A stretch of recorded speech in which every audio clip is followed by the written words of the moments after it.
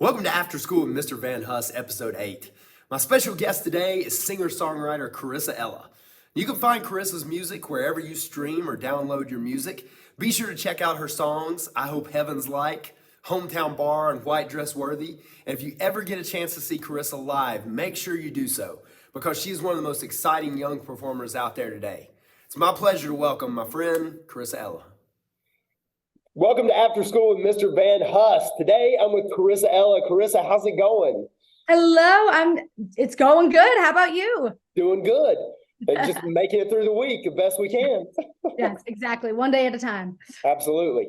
Where are you at these days? Are you on tour or anything right now? Or A little bit, summer I was gone every weekend. We were in a new town and it was so cool and so much fun, but yet very exhausting. So now it's time for the holidays and I'm writing and, getting ready to get back in the studio. So things are calming down a little bit. So that's excellent.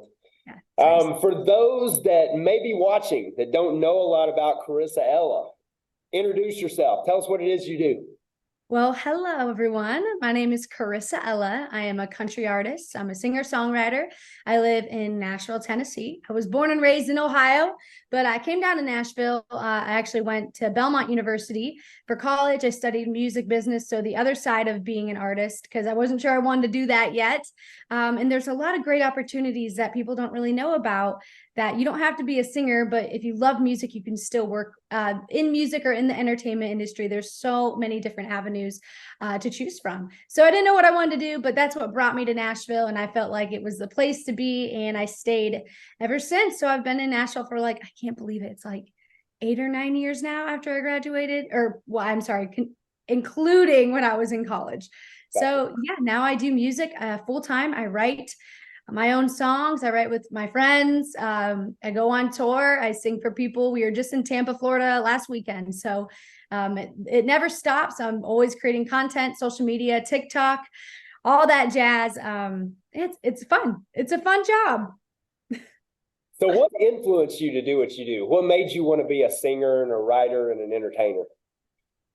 I have to say, I can't think of one specific moment that really influenced me, but growing up, I loved music. I was a competitive dancer and I loved the way music made me feel. I loved singing and I had a great support system. My parents really pushed me to why don't you try vocal lessons? Why don't you do the musicals? And I slowly but surely started to figure out that I really liked it, but I was scared to like it. It was scary to audition for things and all that jazz. But I just started going to concerts and I fell in love with the artists. When I would see them on stage, I would be like, wow, I still do it to this day, but I'm like, it'd be so cool to be up on that stage and to have people sing, their songs back to them. What a cool feeling that would be. And I can tell you firsthand, it's a very, very cool feeling. So yeah. That is very cool. And I can kind of see that. We met because I used to work for CMA before I became a teacher, and I still go back and do the CMA Spotlight stage. And I love hosting that stage and just being stage manager of that stage. And it's so fun because we get to see so many people in that 4-day period. There's 50 some acts that go across that stage, and it's just, boom, boom, boom. And they're all good. They're all talented. They all put on a good show. Every year, there's always a handful that kind of jump out at me, that I'm like, I want to follow their career. And you were one of those people this year. And I'll tell you why. Because I remember, I think the person before you had run a little bit over their time or something. And and I know it was running right up into the end of your time. And I remember I was standing over there on the side of the stage and was just kind of watching the crowd. And I remember you got my attention. You were like, do we have time for one more song? And I was like, oh, absolutely, because you were just killing it. And I'd already been sitting there thinking, this kid's going to make fans no matter where she goes, because you can see your love for being up on the stage. And when I said, yeah, please go ahead, keep going, I could tell it meant something to you. And I could tell how much you love being up there. So that comes across so well when you're on stage. And it got my attention for sure. Well, you were so cool to do that. So for y'all who don't know, when you have time frames, in the music industry, it's very crucial that you meet your time frames, especially if you're opening up for someone, and that you stay on schedule, and that you, like, if you're supposed to end at 6 p.m., you end at 6 p.m. or you end 5 minutes before 6 p.m. Like you end on the dot. And so the guy before me, I actually knew him. He went a couple songs over. I was like, dang, he's still going. But I should have ended on time. And I remember looking over at you, and I was like, my biggest song, one of my favorite songs to sing, I was like, we have to sing it. And I looked over at you, and I was like, can we do one more, please? Like, I was about to give you my arm, my leg, just for us to do one more. And you were like, yeah, go ahead. And I was like, because normally people are like, no, get off the stage. And this was a serious thing. I mean, like, you can't run behind. There's a lot of acts going through. And I felt so horrible and unprofessional for asking you. But you said it with the biggest smile on your face, like, yeah, go ahead. And I was like, oh my gosh, yes, let's do it, guys. To me, it wasn't like that at all. Like, I just wanted to make you guys happy. And we, every now and then we'll get off by 5 minutes, but we can usually fix it like in an act or two, and it's never a big deal. So well, I don't get worked up over it.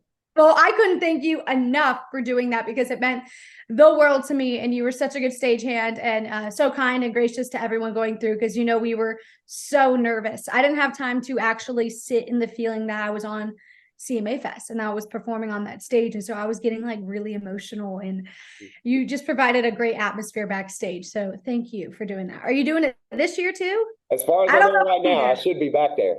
Okay, that's really cool.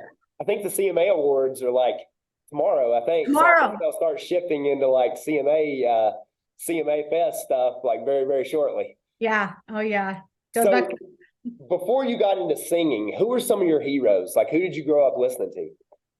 I grew up listening to a lot of different people. So I'm not someone who says they were raised on country. That's not a thing. I was introduced to country music, but I listened to everything. My parents loved Tom Petty, Aretha Franklin. I was, of course, Britney Spears and Pink and Christina Aguilera, like Janie in a Bottle, all that stuff. I'm really showing my age maybe now. But, and Randy Travis was a constant person that, the music was always playing and in the background. And I grew up, Kelly Clarkson, watching American Idol and watching her success, and Carrie Underwood and Miranda, and two people that are really influential on me. I like to think of Adele is a huge, obviously Taylor Swift, I should say as well. Taylor Swift, of course, but Adele is a huge, huge role model for me. I love her. I love her music. The depth and the way that she just makes you have all these feels. It's just insane. I love Adele. And my last person I will say is, excuse me. I've been right there. You know it. We were just talking about how we're sick, guys. Yeah, it's that time of year. Like, I feel like I need to put my little YouTube show on hiatus so I can get through the winter and everybody will sound again. I get it. Excuse me. Adele, it made me lose my train of thought, but Adele is definitely one of the biggest people. Gretchen Wilson, I was driving the car when I was little, and my friend's mom was really into country music, and she was always playing Gretchen Wilson. And I remember thinking, how cool is this chick? She's sassy, she's fun, she says what's on her mind. And I am not like that kind of person, but I loved how that was kind of like an alter ego for me. So I have tried to kind of adapt. As an artist, I do a little bit of both. I love the sassy songs that are like, what are the cut the tires, Carrie Underwood song, Before He Cheats. And then I also love the big ballads that are soulful and meaningful. So I kind of have taken bits and pieces of every artist that I've listened to in my life. Very cool. So what was high school like for you? And then what further education? I think you said you went to Belmont, correct? Yes. High school was a great experience, I will say. I guess I can't look back and say that it wasn't. That would be just silly. But of course, I had, boy problems, all the jazz that everyone goes through and stuff. But it worked out. I'm still currently with my high school boyfriend, which is really cool. But that's all silly stuff. I did the musicals. At school, I was a cheerleader and all the fun stuff. What else? I did the musicals, was in all the select choirs, and I would say I really enjoyed that. However, I wasn't taken seriously. I was the only person that wanted to actually do music at the end of the day, full-time as a career. A couple of them went off and did, I think they're music teachers and stuff now, but I always got casted in the musicals, and I was never a huge lead, but I always could dance too. So I was in more scenes, and I had a ball. I had a blast. But high school's tough. It's tough. It gets better. So did you have a favorite teacher along the way, or have somebody that was like a mentor to you? Yes, I've had a couple, absolutely. The first one that comes to mind is I was in 6th grade, and it was his first year teaching, and he was an English teacher. But a little fun fact about me, I am a twin. I'm a fraternal twin. We're day and night.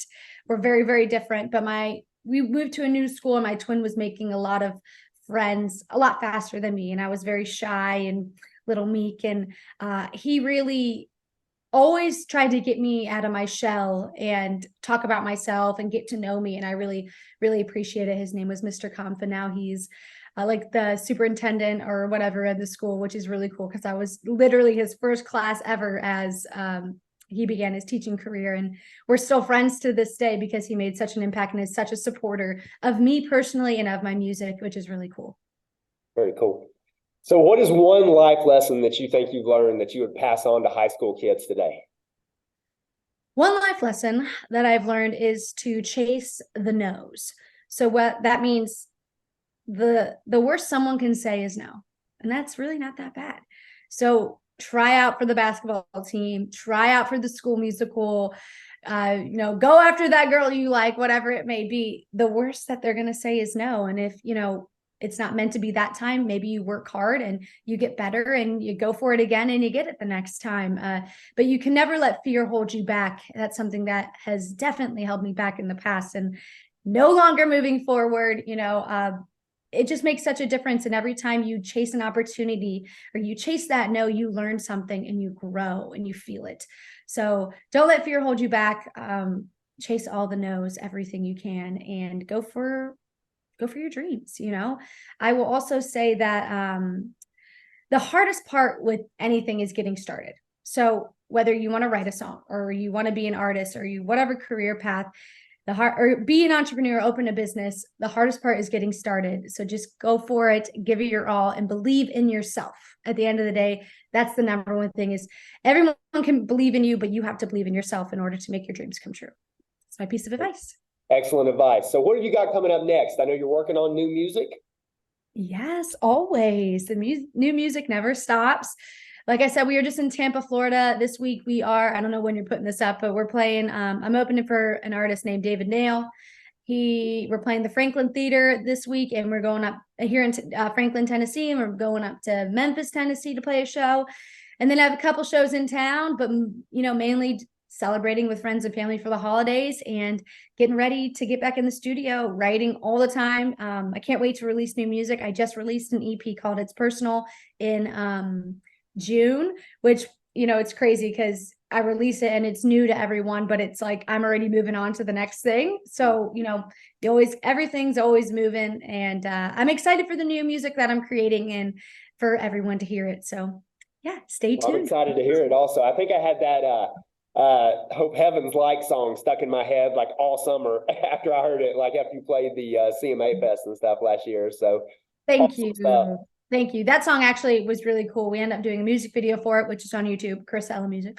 And it was on CMT TV, which is incredible, and the song was on the radio on Cumulus for like a couple months, which is amazing. My song was on the radio. So thank you for your feedback. I'm glad you enjoyed it. I hope I can see you again too next year. I hope I get back on I got on CMA Fest, the Spotlight stage in 2020, and then COVID hit. And I was like, all got shut down.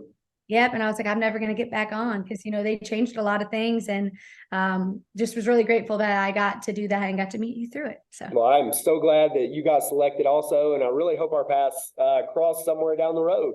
And I want to encourage everybody watching, check out Karissa Ella, download her stuff, stream her stuff, anything you can do to support this wonderful artist. And thank you so, so much for staying after school with Mr. Van Huss. I appreciate it. Thanks, guys. It's so fun. It was great seeing you, Karissa.